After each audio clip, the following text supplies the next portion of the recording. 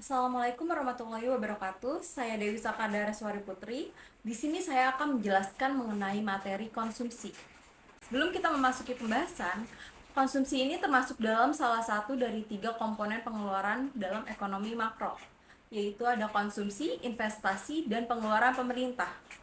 Pada pembahasan ini, saya akan menjelaskan mengenai pengertian konsumsi, faktor-faktor konsumsi, persamaan konsumsi, serta hubungan dengan pendapatan nasional.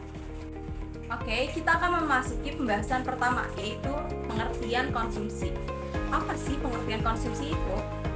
Yaitu kegiatan yang bertujuan mengurangi atau menghabiskan daya guna suatu benda, baik berupa barang maupun jasa dalam bentuk perekonomian.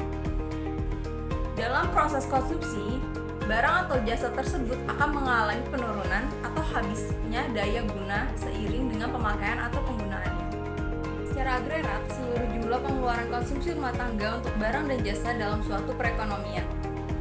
Dengan mengetahui total pengeluaran suatu perekonomian, maka akan dapat diketahui beberapa masalah penting yang muncul dalam perekonomian, seperti pemerataan pendapatan, efisiensi penggunaan sumber daya dalam suatu perekonomian, dan masalah-masalah lainnya.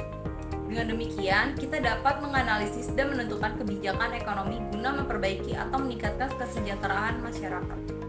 Secara umum, konsumsi terdiri dari 2 jenis, yaitu konsumsi rumah tangga dan konsumsi pemerintah. Namun di sini saya menekankan pada konsumsi rumah tangga. Mengapa demikian?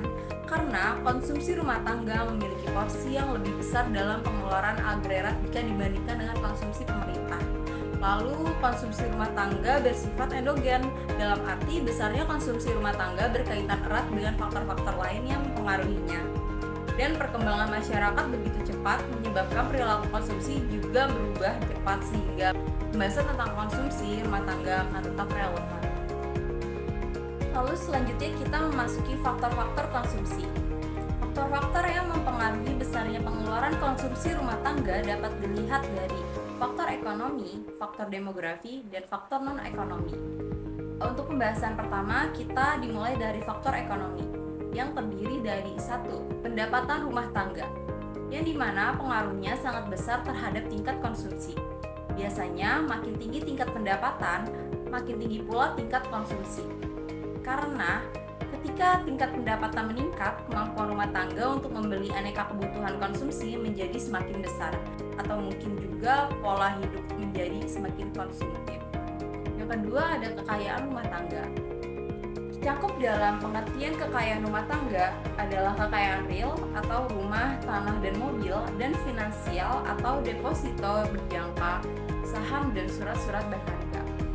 Kekayaan-kekayaan tersebut dapat meningkatkan konsumsi karena menambah pendapatan disposable, misalnya bunga deposito yang diterima tiap bulan dan dividen yang diterima setiap tahun menambah pendapatan rumah tangga. Demikian juga dengan rumah, tanah, dan mobil yang disewakan, penghasilan-penghasilan tadi disebut sebagai penghasilan non-upah. Sebagian dari tambahan penghasilan tersebut akan dipakai sebagai konsumsi dan tentunya hal ini akan meningkatkan pengeluaran konsumsi. Yang ketiga ada tingkat bunga. Tingkat bunga yang tinggi dapat mengurangi atau mengerem keinginan konsumsi, baik dilihat dari sisi keluarga yang memiliki kelebihan uang maupun yang kekurangan uang. Dengan tingkat bunga yang tinggi, maka biaya ekonomi atau opportunity cost dari kegiatan konsumsi semakin mahal. Bagi mereka yang ingin mengkonsumsi dengan berhutang dahulu, misalnya dengan meminjam dari bank atau menggunakan fasilitas kartu kredit, biaya bunga semakin mahal, sehingga lebih baik menunda atau mengurangi konsumsi. Yang keempat ada perkiraan tentang masa depan. Jika rumah tangga memperkirakan masa depan dengan baik, mereka akan merasa lebih leluasa untuk melakukan konsumsi. Karenanya, pengeluaran konsumsi cenderung meningkat. Jika rumah tangga memperkirakan masa depannya makin jelek, mereka pun mengambil ancang-ancang dengan menekan pengeluaran konsumsi. Dan yang kelima, ada kebijakan pemerintah mengurangi ketimpangan distribusi pendapatan. NPC pada kelompok masyarakat berpendapatan tinggi lebih rendah dibanding NPC pada kelompok masyarakat yang berpendapatan rendah. Keinginan pemerintah untuk mengurangi ketimpangan dalam distribusi pendapatan ternyata akan menyebabkan bertambahnya pengeluaran konsumsi masyarakat secara keseluruhan. Lalu ada faktor demografi. Yang pertama, jumlah penduduk. Jumlah penduduk yang banyak akan memperbesar pengeluaran konsumsi secara menyeluruh. Walaupun rata-rata pengeluaran per orang keluarga relatif rendah. Misalnya, walaupun tingkat konsumsi rata-rata penduduk Indonesia lebih rendah daripada penduduk Singapura, tapi secara absolut tingkat pengeluaran konsumsi Indonesia lebih besar daripada Singapura. Pengeluaran konsumsi suatu negara akan sangat besar bila jumlah penduduk sangat banyak dan pendapatan per kapita sangat tinggi, seperti halnya di negara Amerika Serikat dan Jepang. Pengeluaran konsumsi penduduk masing-masing negara tersebut puluhan kali lipat penduduk dari Indonesia, sebab jumlah penduduknya hampir sama dengan Indonesia, tapi pendapatan per kapitanya puluhan kali lipat dari Indonesia. Kedua ada komposisi penduduk. Pengaruh komposisi penduduk terhadap tingkat konsumsi yaitu yang pertama, semakin banyak penduduk yang berusia kerja atau usia produktif 15-64 tahun, semakin besar tingkat konsumsi, terutama bila sebagian besar dari mereka mendapat kesempatan kerja yang tinggi dengan upah yang wajar atau baik. Sebab makin banyak penduduk yang bekerja, penghasilan juga semakin besar. Kedua, makin tinggi tingkat pendidikan masyarakat, tingkat konsumsinya juga semakin tinggi. Sebab pada seseorang atau suatu keluarga semakin berpendidikan tinggi, kebutuhan hidupnya semakin banyak. Yang harus mereka penuhi bukan lagi sekedar kebutuhan untuk makan dan minum, melainkan juga kebutuhan informasi, pergaulan masyarakat yang lebih baik, serta kebutuhan akan pengakuan orang lain terhadap keberadaannya atau eksistensinya. Seringkali biaya yang dikeluarkan untuk memenuhi kebutuhan ini jauh lebih besar daripada biaya pemenuhan kebutuhan untuk makan dan minum.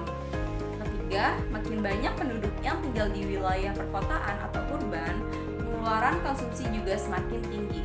Sebab umumnya pola hidup masyarakat perkotaan lebih konsumtif dibanding masyarakat pedesaan. Lalu yang terakhir ada faktor non-ekonomi. Faktor non-ekonomi yang paling berpengaruh terhadap besarnya konsumsi adalah faktor sosial budaya masyarakat. Misalnya saja berubahnya pola kebiasaan makan, perubahan etika dan tata nilai karena ingin meniru kelompok masyarakat lain yang dianggap lebih hebat. Contohnya paling konkret di Indonesia adalah berubahnya kebiasaan berbelanja dari pasar tradisional ke pasar swalayan. Begitu juga kebiasaan makan dari makan masakan yang disediakan ibu di rumah menjadi kebiasaan makan di restoran atau pusat-pusat jajanan yang menyediakan makanan cepat saji atau fast food. Demikian juga, rumah bukan hanya sekedar tempat berlindung dari panas dan hujan, melainkan ekspresi dari keberadaan diri. Tidak mengherankan bila ada rumah tangga yang mengeluarkan uang ratusan juta, bahkan miliaran rupiah hanya untuk membeli rumah idaman. Selanjutnya, pembahasan mengenai fungsi konsumsi. Fungsi konsumsi adalah suatu fungsi yang menggambarkan hubungan antara tingkat konsumsi rumah tangga dengan pendapatan nasional dalam suatu perekonomian. Kesamaan fungsi konsumsi dituliskan sebagai berikut. C sama dengan A plus B, Y, yang dimana A itu sendiri adalah konsumsi rumah tangga saat pendapatan nasional sama dengan 0. B adalah MPC atau Marginal Propensity to Consume, adalah perbandingan di antara pertambahan konsumsi yang dilakukan dengan pertambahan pendapatan disposable yang diperoleh. MPC disebut juga kecondongan konsumsi marginal. C adalah tingkat konsumsi dan Y adalah tingkat pendapatan nasional. Lalu pembahasan terakhir adalah konsumsi dengan pendapatan nasional. Konsumsi dan pendapatan nasional memiliki hubungan yang erat dan saling mempengaruhi dalam perekonomian. Konsumsi merupakan salah satu komponen utama dalam perhitungan pendapatan nasional, yang dihitungkan sebagai jumlah pengeluaran yang dilakukan oleh rumah tangga untuk membeli barang-barang dan jasa. Sebaliknya, pendapatan nasional mencakup seluruh pendapatan yang dihasilkan oleh faktor produksi dalam suatu negara, seperti upah, bunga, sewa, dan keuntungan. Hubungan konsumsi dengan pendapatan nasional dapat disimpulkan berdasarkan fungsi konsumsi di mana MPC bertanda positif. Artinya, jika terjadi kenaikan pada pendapatan akan meningkatkan jumlah pengeluaran konsumsi. Dengan demikian, pendapatan rumah tangga merupakan faktor penting yang menentukan tingkat konsumsi. Peningkatan pendapatan nasional dapat mendorong konsumsi, sementara peningkatan konsumsi juga dapat mendorong pertumbuhan ekonomi. Oleh karena itu, penting bagi pemerintah dan pelaku ekonomi lainnya untuk memantau dan mengelola konsumsi dan pendapatan nasional dengan bijak, agar dapat mencapai pertumbuhan ekonomi yang stabil dan berkelanjutan. Demikian video pembelajaran dari saya mengenai materi konsumsi. Semoga dapat dipahami dan semoga dapat bermanfaat bagi kita semua. Mohon maaf jika dalam pemaparan terdapat kesalahan dalam penjelasan maupun terdapat kekurangan. Wassalamualaikum warahmatullahi wabarakatuh. Terima kasih.